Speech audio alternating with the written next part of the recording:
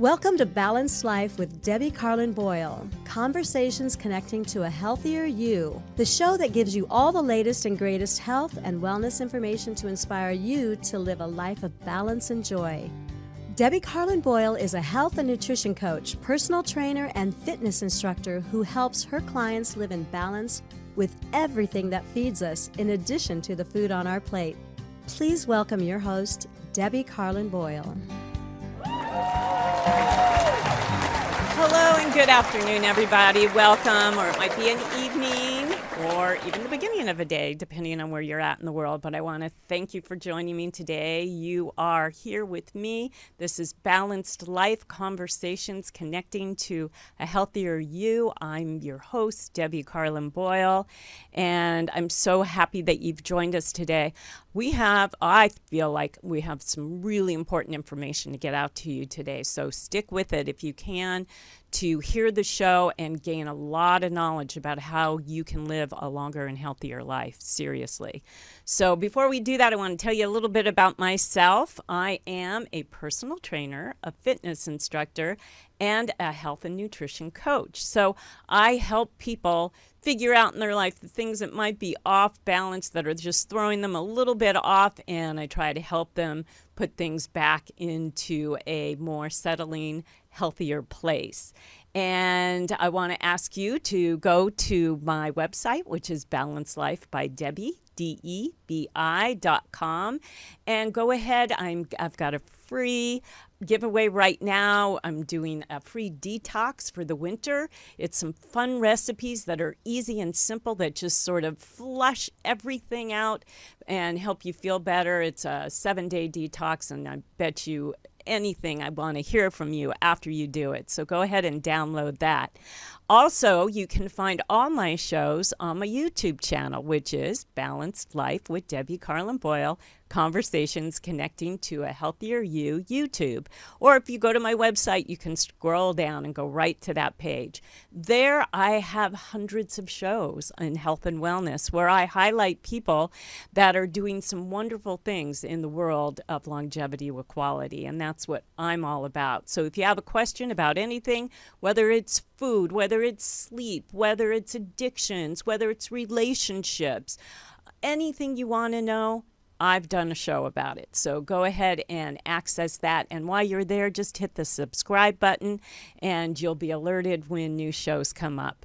So having said that, again, thank you for joining us today. I'm a conversation that is interactive, and we want you to become part of that conversation.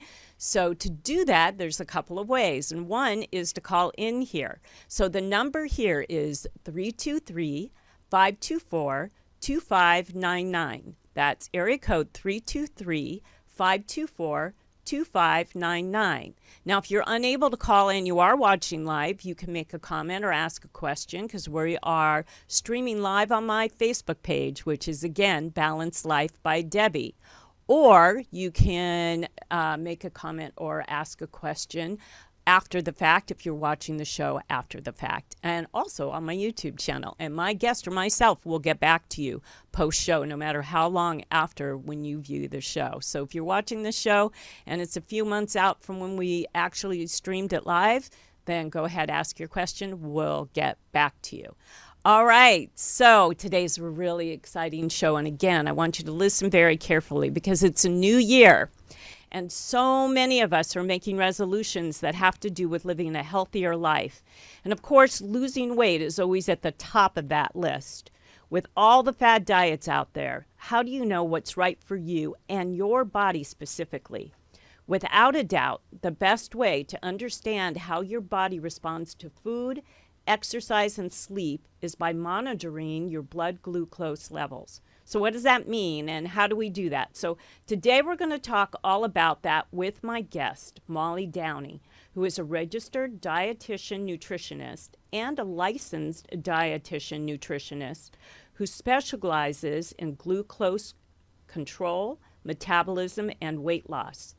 She graduated from Indiana University, Bloomington, and currently works as a nutrition manager at Nutrasense, a health technology company which leverages continuous glucose monitoring, or CGMs, as a way to optimize diet, health, and overall well-being. So we're going to talk all about experimenting with diets and your responses to food by discovering meal options that fit your metabolism. So let's create some healthy habits and lifestyle changes today that will hopefully stick. So will you please welcome to the show my guest, Molly Downey. And there's our applause. Thank you for the introduction, Debbie. It's so nice to be here, and I'm so excited to talk to everyone about continuous glucose monitoring. Yes, and we're going to talk about what that is and why it's so important. And thank you for joining me today. I'm so excited that you're here. This isn't anything groundbreaking that we haven't known, that blood sugar levels spike and rise and decline depending on certain lifestyle. Not everybody knows about the lifestyle part of it, but food. We know that food will do that. But we're going to get into how you can really figure out what foods are good for you, and bioindividuality, how everybody's different. And just because one diet works for one person doesn't mean that, or lifestyle diet that you follow works for you doesn't mean that it's going to work for your sister or your friend or your husband or wife or whatever. So we have to really be vigilant of that. And we're going to break it all down. But before we do that, I want to learn a little bit something about you and how you started working with nutrasense and how you got into the whole world of nutrition and being a dietitian and a nutritionist. So tell us a little something about where you grew up. Yeah. So I am from the suburbs of Chicago. I was born and raised there. I came from a very large family, so I was always surrounded by a lot of wonderful people. My grandfather was an amazing cook. My mom was an amazing cook. So the centerpiece of food around connection and relationships was always such an essential part to my life. So I developed that love for food and nutrition at an early age. Also, I was someone who was always involved in athletics. I've tried just about every sport in my younger years. And of course, with exercise, food comes along with that in understanding how your body works. So all these things together in combination made me interested in nutrition, which is why I started to study it at Indiana. And with this in my development as a dietitian, I became increasingly interested in preventative health. It wasn't a lot of what we do as dietitians, or the normal career path for the dietitian is working in a setting such as the hospital, where much of their duty is providing tube feeds. If we are seeing a patient, we're only getting about 10 to 15 minutes with them, and they're in a very sick and unwell position at that point in time. Mm-hmm. So how it is more difficult for them to be receptive to nutrition advice at that point in time, right? Like when you're sick and in the hospital, that's the last thing that you want to think about. And with nutrition, a lot of it is developing habit changes and working towards these habits. Many people know what to do, but it's actually implementing these specific habits. So that's a lot of what a coach, a nutritionist, a dietitian does, is we're working with our clients on these specific habits. So working in the hospital, I knew that I wanted to be able to help people, 10, 20 years before actually getting into the point where they're in the hospital. So always the fascination with preventative health was there with me from the get-go, and reaching optimal health and not just waiting till you're in that disease state and then working to reverse or, improve your health from there. It's much easier when you're already in a healthy state and you're able to identify these cues from your body and then working from there. God, I couldn't So, have said it better. yeah. That's so true. It's so true. The preventative medicine field, preventative, being able to help people grasp sight of healthy lifestyle and changes before they get to the hospital, before they get in trouble, before the disease, which is your body. Obviously, disease is disease. Your body is in an uneasy place. It's caused damage, and you want to try to help prevent that. And yes, that's what coaches and nutritionists and dietitians are all about, and to feel valuable. I'm curious, going back and saying that your mom, did she cook healthy meals? Were you eating healthy, fresh food? Or, like I grew up where my parents cooked, but it was really not healthy food. I grew up kind of a processed kid. I mean, I did live a lot on fast food, but also when they cooked, they just didn't think about combinations of food and what was going in. Everything was high fat, bad oils, that kind of thing. Not a lot of vegetables. Yeah. What was your mom really aware of that, which made you aware? Definitely. I feel very fortunate in the fact that my mom was very cognizant of what she was putting into the food that she was feeding to myself and my brothers. My grandpa, I feel, was the one who set the precedence for all of that. And he learned to cook he took a French cuisine cooking class when he was, younger. And that is what he utilized, whenever he was cooking, and he taught that to his 5 kids, who then taught it to all of us. So I was definitely fortunate to learn how to cook from my mom, and now it's something that I love to do. She's definitely was someone who was just naturally interested in health, and I learned a lot from her. And by cooking and everything, it's just, that's the foundation of it all. Yeah. And a lot of people, it is hard to cook and make food that tastes good. So I feel very fortunate in that sense. Yeah, that's good. I like I said, in the environment I grew up, and I realized, because I call myself a processed kid, I realized all of my health and weight issues came from what I was growing up in. And I knew that I had to create a foundation and start anew for my family, for my kids, for their kids, and so on down the line. And luckily, my daughters are like you. They grew up in a house where I was very conscientious of cooking healthy and making sure that we bought fresh organic food, and they could see it, and they could immerse themselves in helping me to cook and flavors and how to create different tastes without adding danger, into the recipe. And sure enough, that shift has happened, because I have a grandchild now, and my daughter has changed all that, from what I grew up with. But if you don't, usually you just go with what's habitual and what you're used to and and it's hard to shift. Somebody's got it when something unhealthy is going on, especially in the food category. It takes somebody in the family to shift gears to create a new path. And Totally. I did that, but it's good that your mom already did that, and it's not all that common, for that to keep going. And I think on that note, knowing that, you can sometimes feel defeated, feel that you don't know enough, or, you're already at a point in your life where you can't,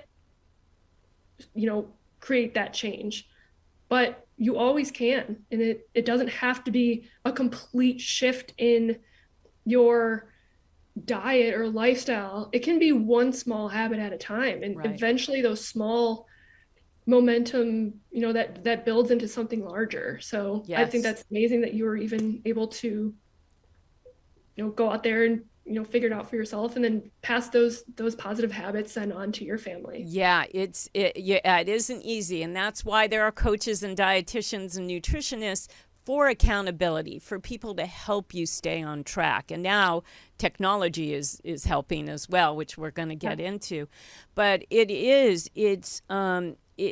habits are very hard to break, and lifestyle and the word diet, I don't even like the word diet necessarily, because it right away it's kind of got a it's got a negative connotation in that you're just going to do something for a short period of time, that you're going to go on a diet.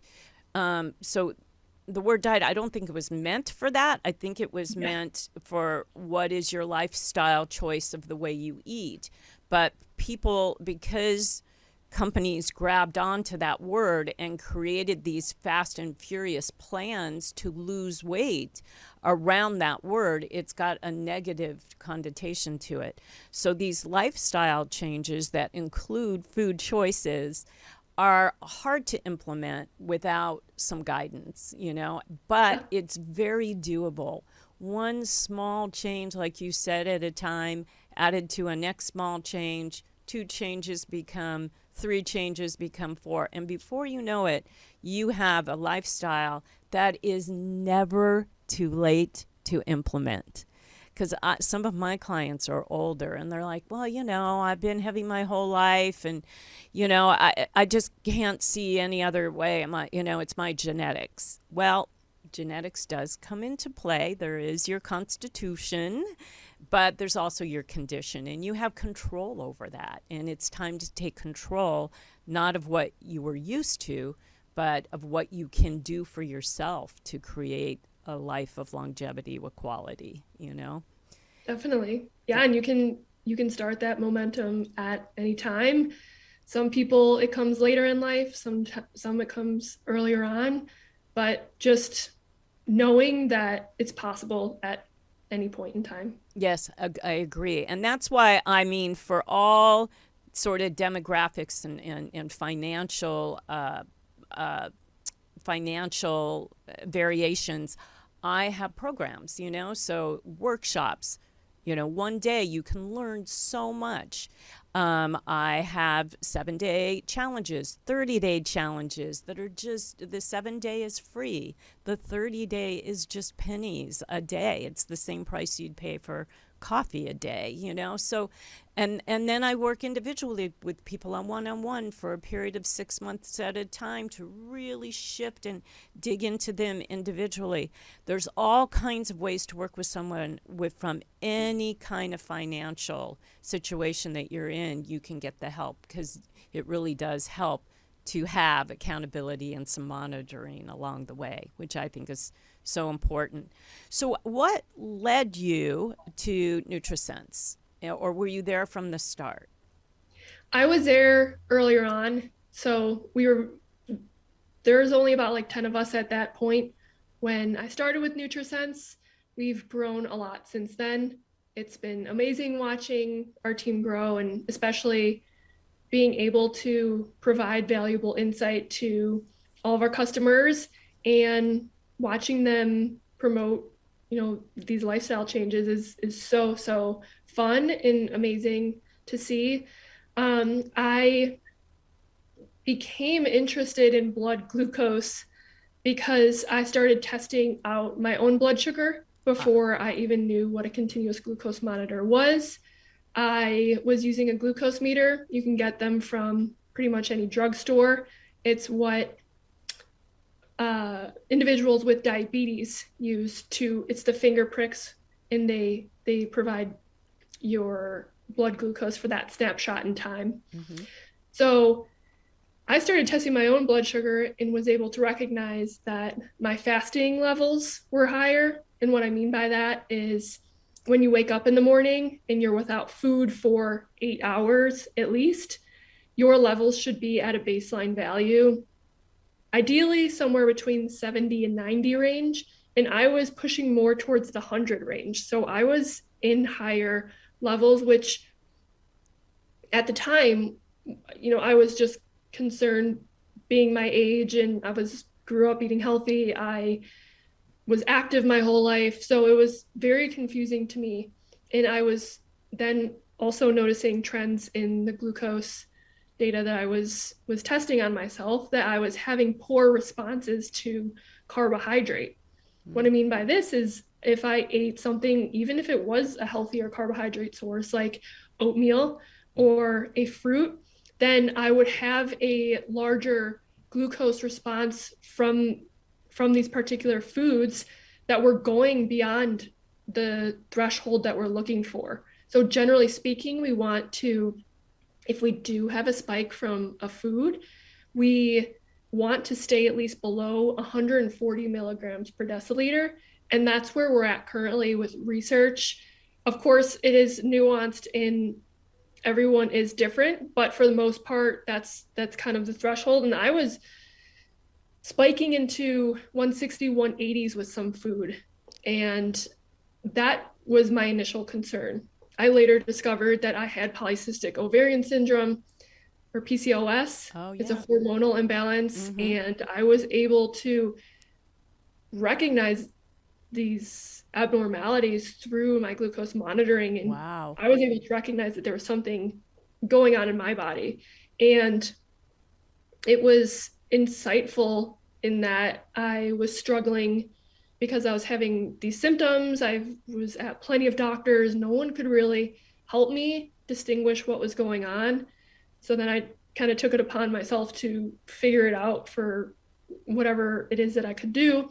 And not that blood sugar is the answer to everything, but it's an incredible metric into our body's metabolism. So you can at least get some sort of insight as to what's going on. And I, for myself, I was able to identify at least something. And, we're always continuously working on our health goals, right? There's always something new that comes up that we want to work on. But for me at that moment in time, that was something that was a priority for me. And I was able to find great value in that. So I just became super passionate and utilizing it. Let's talk about what that is. What is blood glucose? Let people understand what that is and how it affects our health on, where our number, we're talking about numbers, but what is it and how does it affect our health? Like, I have a little sister who's a type 2 diabetic, so I understood at a very young age, what it was and how it had to be monitored for her sake. But let's talk about what it is and why it's so important to know what it can cause, what having high levels, what that can do to us ultimately. So let's start with what is it? And I think most people, when they think of blood glucose or blood sugar, they immediately identify it with diabetes. So it could be either type 1 diabetes or type 2 diabetes. And what we're doing is we're just putting a preventative lens on it, where diabetes is characterized by having consistent higher blood sugar levels that are not within ideal ranges. So if we think of the body, and it's because their pancreas is not excreting insulin the way it should, because it has to do with insulin spikes, correct? Yeah, there's definitely a lot going on. But if we go back to the basics of just, say I consume a banana, for example, I'll eat that, it's digested, and it then absorbs into my bloodstream. And as it's being infiltrated, my blood sugar begins to rise. This is a normal. And that's anytime you eat anything, your blood sugar level changes. Yes. Right. So primary carbohydrates are the primary source that's driving this increase. A normal response in the body. What happens is your blood sugar rises, and then insulin, as you mentioned, is released. It's a hormone, and it allows for that glucose then to enter out of the bloodstream and into the cell to then be utilized as energy. So once that glucose enters into the cell, then levels begin to drop. So your blood sugars then go back to stabilize. More ideal ranges. So if you think about that, if you're watching a glucose response, you're going to see, a rise, then, insulin's released, then the levels start going into your cells, and then your levels come back down. Normal response. What we don't want is for levels to be persistently going beyond threshold multiple times a day, multiple times a week. it's that persistent hit that's what elicits, adverse effects down the road. So one of the primary reasons in what we're looking at with blood sugar control, for myself, I feel like that was a good example for if I were to continuously have those blood sugar spikes without managing them. I've worked on ways to manage those responses, but if I didn't catch those earlier on, that could progress over time into insulin resistance or type 2 diabetes, or issues with other metabolic diseases and cardiovascular disease and cancer. All these things can develop over time through any slight abnormality within regulations of the body. So it's really important to know, right, and to measure. And with the blood sugar spikes primarily, when you do have a spike beyond threshold, so say you spike to 180, for example, it's beyond this point that you're increasing the susceptibility to inflammation, to oxidative stress, to cellular damage. And all these different variables are promoters of different disease states. Yep, they're all right? catalysts. If we're consistently eliciting these responses, then this can further promote adverse effects down the road. So the whole idea is, if you do see a spike, you want it to come back to baseline value within 2 to 3 hours. That's a normal, healthy metabolic response. What is less ideal is if you do have a spike and it's staying in those higher ranges for longer periods of time, say 4+ hours, all you're doing is just increasing that susceptibility to those issues occurring, and your body's just in a more stressed out spot because it's trying to regulate and trying to bounce back, and it's having more difficulty doing so. And after a while, it gives up, which is where disease comes in. It just can't keep up with with all the disruption that's going on. We're going to get into it and talk about how these monitors work and how dietitians work with the program and how there's different programs you can enter into and everything with nutrasense when we come back. But we're going to take our first commercial break, and we'll be right back. Without looking at labels, do you actually know what is in the cleaning products that you use in your home? If you haven't addressed this yet, it's likely that you are spraying toxic and dangerous chemicals in your home. 3 common ingredients that you want to avoid at all costs are ammonia, fragrance, and bleach. These ingredients and chemicals can contribute to chronic respiratory problems, allergic reactions, allergies, cancer, hormonal issues, headaches, and more. So what's the solution to a healthier, clean home for your family? Teas Organics all-purpose cleaner and room sprays. Tea's products are formulated with the power of an essential oil blend. Her all-purpose cleaner gives you a clean surface, shower, toilet, or simply just use it to spot clean or dust, and all without harsh chemicals. And to make it even better, Tea's Organics all-purpose cleaner uses 100% organic essential oils and has a sweet yet spicy herbal aroma with hints of citrus. Imagine a fresh, inviting scent and sparkling clean home that you know is free from toxic, potentially harmful, and cancer-causing chemicals. I use these products, and I can personally attest to all of the above. And right now, enjoy a 15% discount by applying 15DEBBI, DEBI, to your order. So check out these amazing products by Tea's Organics that are healthy for you and your home. All right, welcome back. Welcome back, everybody. We're here. You've hit Balanced Life with me, your host, Debbie Carlin Boyle, and I am with Molly Downey, who is a nutritionist and a dietitian that works with nutrasense, and we're talking all about sugar and glucose monitoring, your blood sugar levels. And yes, everything you just said made so much sense, and yet not enough people, I mean, the word isn't out yet, not enough people know the importance of blood sugar and disease, and then how they correlate to each other directly, and to so many. You named them, you did a list. So tell us a little bit about the how the program works if people opt in, and the different ways that they can do that, and the monitoring, and then sort of the accountability, because the hardest thing to do would be to understand, I guess, the data that comes along with monitoring. So Yeah. tell us how it works. So if you get a continuous glucose monitor, and say you sign up for nutrasense, and what happens is it's shipped to your house, and there is an application process. You just have to place it on the back of your arm.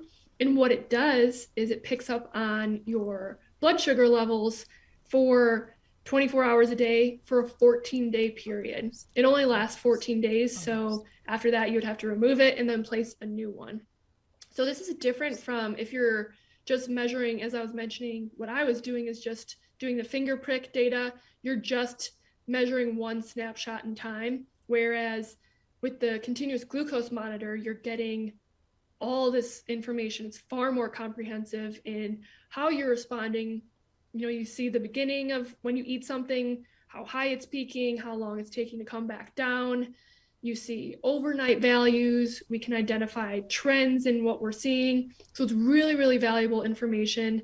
And essentially, we have an app, and you just scan in your continuous glucose monitor, and all the data shows up in our app on a graph form.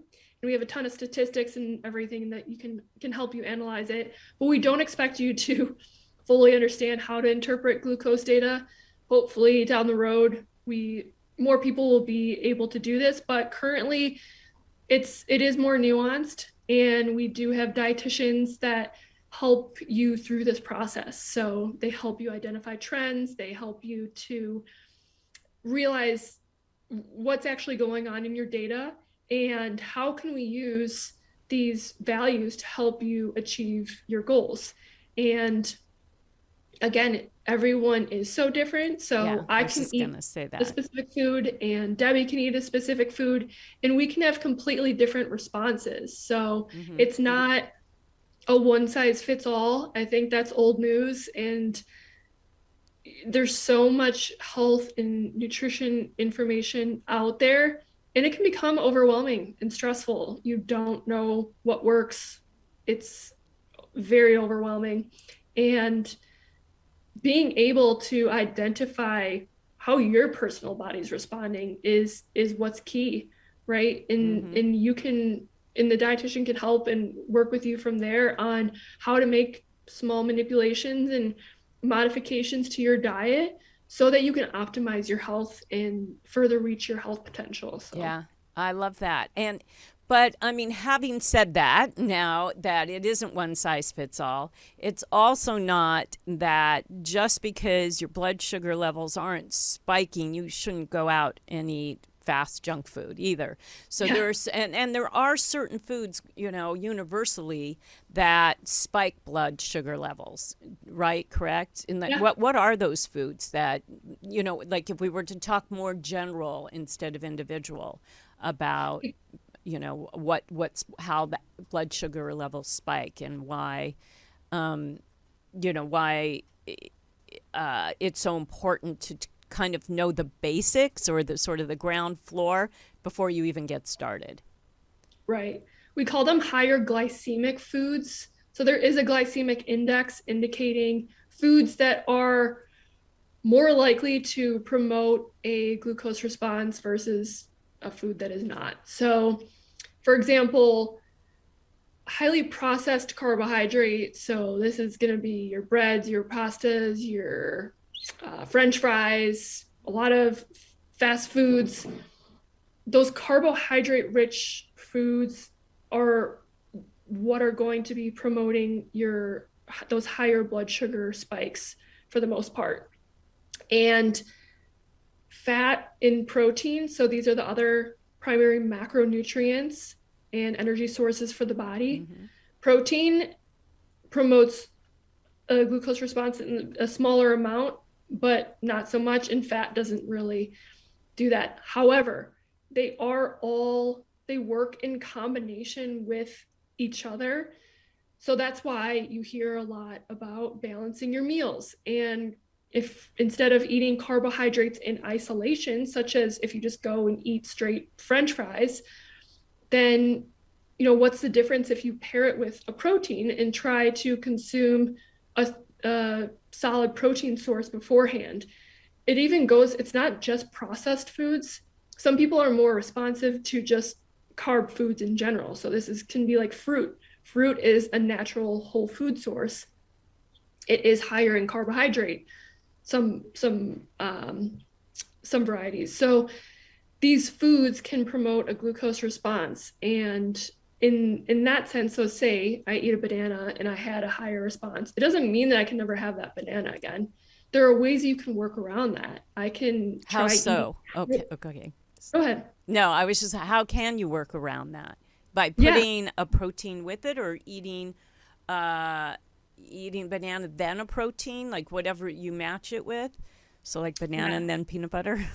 Yeah. So what I find to be most helpful is the protein pairing. I utilize it every day, every time I eat. Just trying not to eat your carbohydrates in isolation. So again, if you're eating just a banana, you may promote a higher glucose response than if you pair it with peanut butter or eat a hard-boiled egg first. So that protein helps to blunt that glucose response. As I mentioned earlier, we don't want those levels going very high above threshold, because that's when we start to see those adverse effects. So ways that we can blunt that response so that it's less stress, less work on the body to get your levels back down, the better the response is going to be. So that's why, not even just with snacks, even when you're eating a full balanced meal, I call it meal sequencing. So eating your protein first. So say you have, chicken, veggies, and sweet potato, for example. You have your protein, you have some fiber, veggies, and then you have your sweet potato, which is more starchy. Sweet potato is likely going to promote a higher glucose response, and it's higher on the glycemic index. How I would eat that meal is eating my protein first, then eating the veggies. The fiber also helps you blunt and elicit a more regulated response, and then eating the sweet potato. A lot of people do experiments where they'll do it in that sequence versus the opposite, where they start with the sweet potato first. So it's and you can see two completely different responses. So it's interesting to see these small little tweaks, because it's not a huge lifestyle change. Sometimes it's just small little tweaks and modifications in how you're eating. I was just going to say, there's a big emphasis here on not only what you eat, but how you eat. Because, I mean, let's face it, most people, they'll take a bite of this, they'll take a bite of that, they'll take a bite of this. It's mindless. And, it's the food on your plate and you're going to finish it. And they're not thinking about the order in which... would be the healthiest or the best for you to eat it.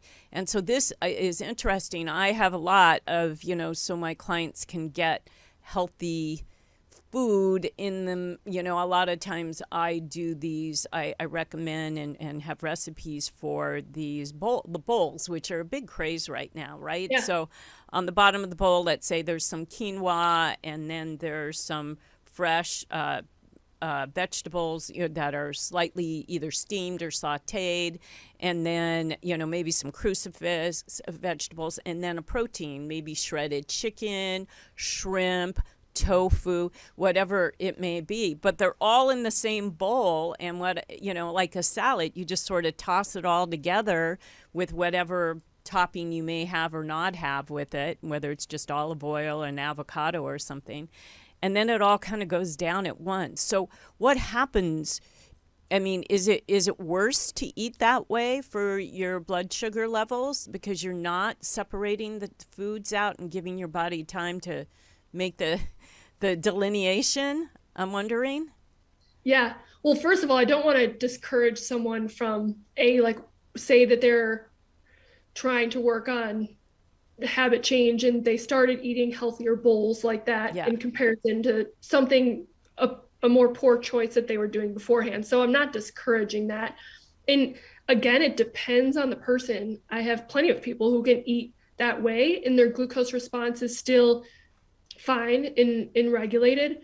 Whereas there are plenty of people that I have seen when they eat everything kind of mixed together, or if it's like a burrito bowl or a burrito or a sandwich, that it's more likely that's going to promote those higher responses.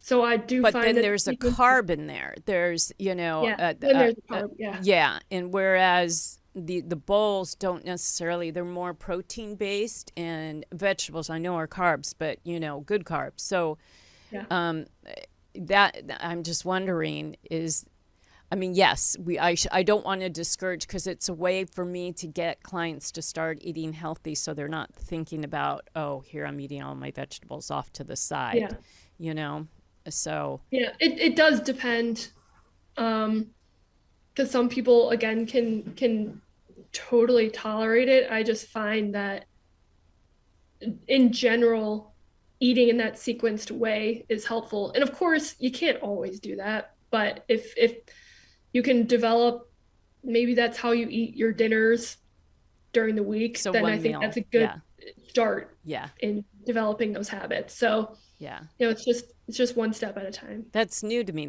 I like that. That's good. And so for people that opt in to one of your programs, I think you have 3 different ways you can opt in. What are the 3 ways? And then let's talk a little bit also about how the monitor works and compared to like what you were doing, the old school finger prick. Okay. Definitely. So what are the programs? I do want to comment on a few other tips too. Oh, because I feel like I did talk about a couple of them, but I think there are other ones that even without testing your blood sugar, if someone doesn't get around to doing it, they're helpful tips in general that you can start working towards, and you don't even need a continuous glucose monitor. So so at nutrasense, we do offer different programs. You can do 1 month at a time. There's a 3-month commitment, 6 month, and then 12 months. So the prices all vary. They're on our website, and it's just nutrasense.io. But for each one, you can opt into getting dietitian support or not. So some people just like to explore on their own, and that's completely fine. If you are new to all this and you want the dietitian support, it is complimentary, so it just comes along with it. Then to answer your question with the continuous glucose monitor versus just the glucose meter that you could get at a drugstore, you're doing the finger pricks. So just to put more context to this, if say you're trying to catch a glucose response to the banana, for example, you would have to test your blood sugar, do a finger prick before the meal, try maybe an hour after, 2 hours after, to try to get snapshots of that full response. But you're missing out on a lot of the data. And a lot of people, they don't want to be testing doing Who wants to poke themselves? I mean, really, that's no fun at all, poking yourself. No, it's not. A lot of people can't even do that or look at their own blood without getting queasy or something, Totally. It's just no fun. It's not an easy thing to do. So you can even go into it being like, oh, I want to watch this response. It's easy to forget. It's easy to not actually do it. So with the continuous glucose monitor, you kind of don't need to think about all that. You just scan in, you place your sensor once, and then it stays in you for the 14 days, and it collects the data from there. Another huge trend is overnight values. Again, it's one of the major trends that we see is fluctuations in overnight values with glucose levels. And again, if you're just using a finger prick, you're not going to be waking up in the middle of the night testing out your blood sugar levels. So actually seeing it play out in the data is incredible. We see a lot of trends with how the timing of when we eat and how it's important. So for example, if you eat later on at night, most people, it's very, very common to be more reactive to carbohydrates at night, especially if, you're working towards weight loss. This having high overnight values that are sitting there in these higher ranges for a longer period of time, it's going to be more difficult for your body to break it down and process it during this time. Yeah. We have what we call decreased insulin sensitivity at this time, meaning that we're less able to tolerate carbohydrates. So it's very common if you eat a sweet potato at night versus during the day, you're likely going to have a more regulated response during the day and a more poor response in the evening. So again, if you are testing out your blood sugar levels and you have something later on at night, again, it doesn't mean that you can never have that food again. It's just working on ways to, optimize that food intake. That food, yeah. And knowing this is the way we figure it out. To know this is causing this. So what do I have to do to balance it and still be able to have it? We're going to take the last break. And when we come back, I want to, because you touched on, I want to talk about the tips, but also the other ways that our blood sugar levels change, because a diet isn't the only thing. There's exercise, and as you alluded to, sleep, and other lifestyle situations, that change. Stress is really important because it brings cortisol up, which, puts our body in fight or flight, and that spikes your blood sugar. So we'll talk about that really quick, but we're going to take our last break, and we'll be right back. When I realized I was stuck and felt like something was preventing me from achieving my goals and I just couldn't find my happy place, I checked out BetterHelp.com. BetterHelp will assess your needs and match you with your own licensed professional therapist. You will connect in a safe and private online environment that is convenient and will have you communicating in under 48 hours. BetterHelp is not a crisis line. It's not self-help. It is a professional counseling done securely online. Connect to your counselor anytime and get back a timely, thoughtful response. Plus, you can schedule weekly video or phone sessions from the comfort of your own home. It's more affordable than traditional offline counseling, and financial aid is available. The service is available for clients worldwide with licensed professionals that specialize in everything from depression, relationships, stress, trauma, and so much more. Anything you share is confidential. Check out BetterHelp's affordable, convenient, and professional services. And because I want you to start living a happier life today, as a listener, you'll get 10% off your first month by visiting my sponsor at betterhelp.com/listener. Join over 1 million people who have taken charge of their health.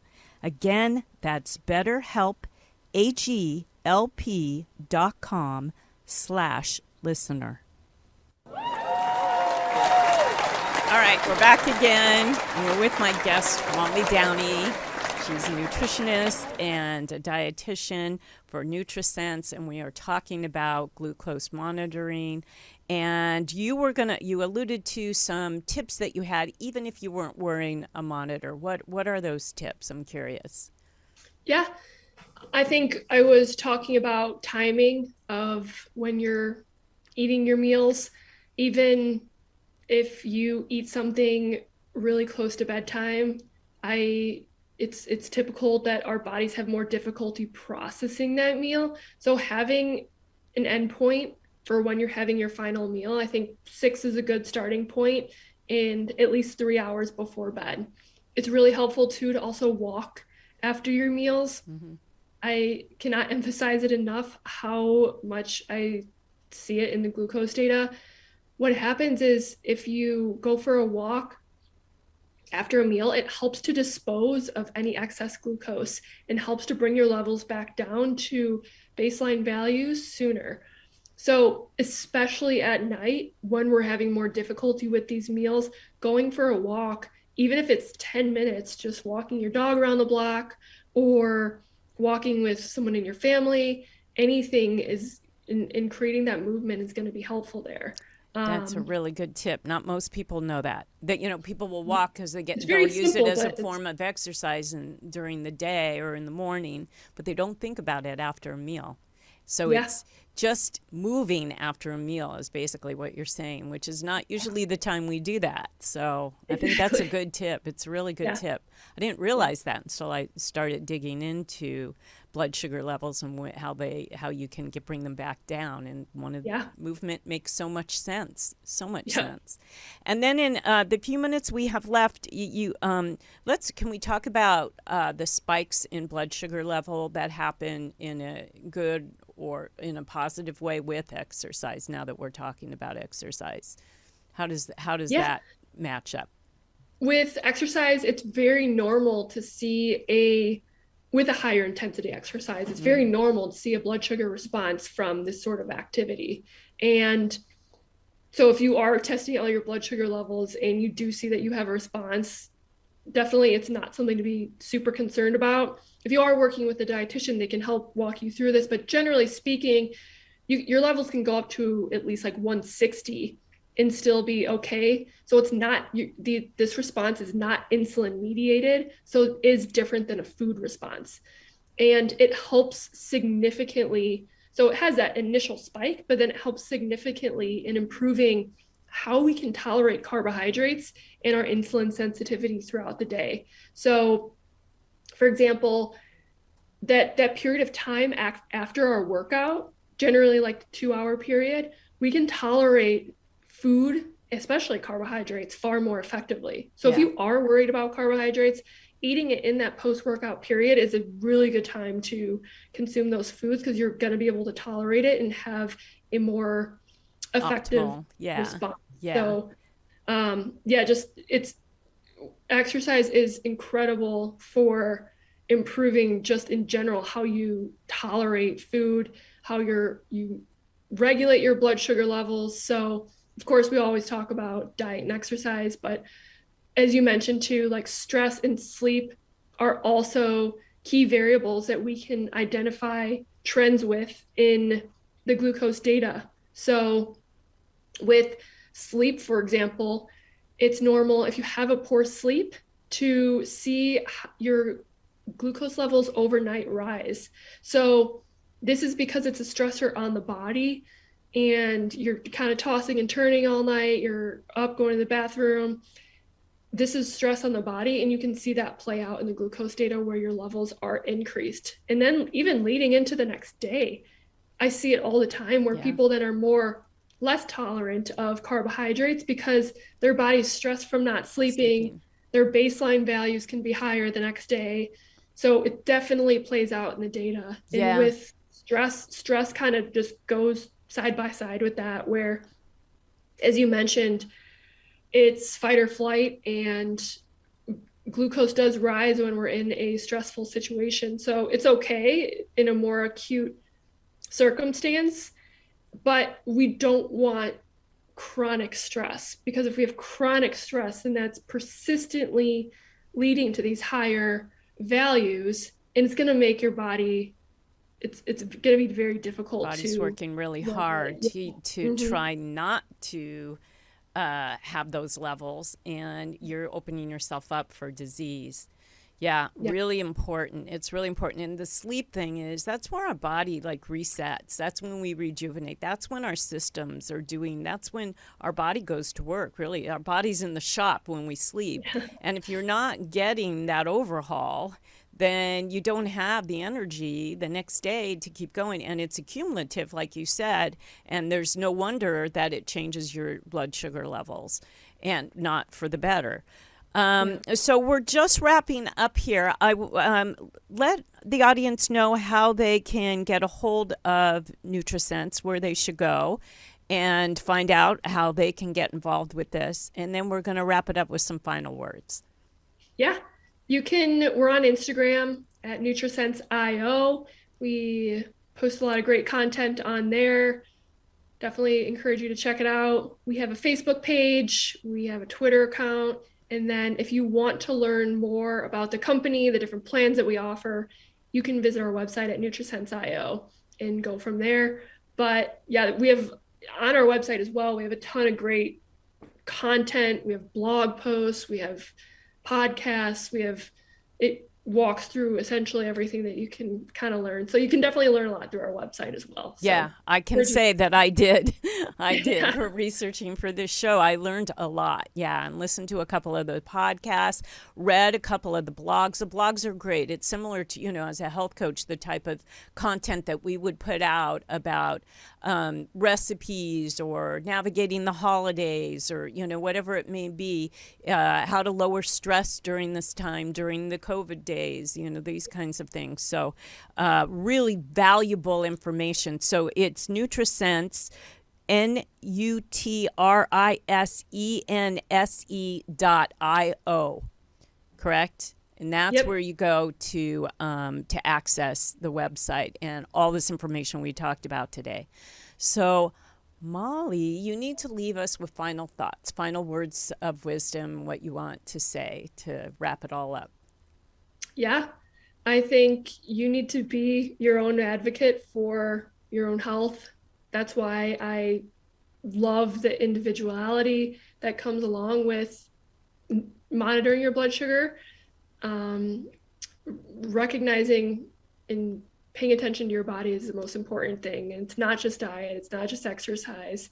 Stress plays into it, sleep plays into it. There are so many working components to our health, and you're not expected to figure it all out at once. All of us are on a health journey. All of us are working towards goals. And it's, the sooner you can start this and, start to work from there, then the better you're going to be. So one small step at a time, 1% becomes 2%, and before you know it, you're at 100%. So, but just like I've talked about this before, working down debt, one small baby step at a time, and then it's gone in this case, and then you're there. Thank you, Molly, for your time. You're going to stay there while I say goodbye, but thank you so much for all the time and the valuable information. It's wonderful what you're doing to help others. That's what I'm all about. That's why I do this podcast. That's why I'm in the health and wellness industry, and I want to thank you, the audience, for being with me today. And remember that you can find all the content, any question that you have under health and wellness, is on my YouTube channel, Balanced Life by Debbie YouTube. So thank you for joining us, and remember to keep going out and having those conversations that connect to a healthier you. Thank you. Bye, everybody.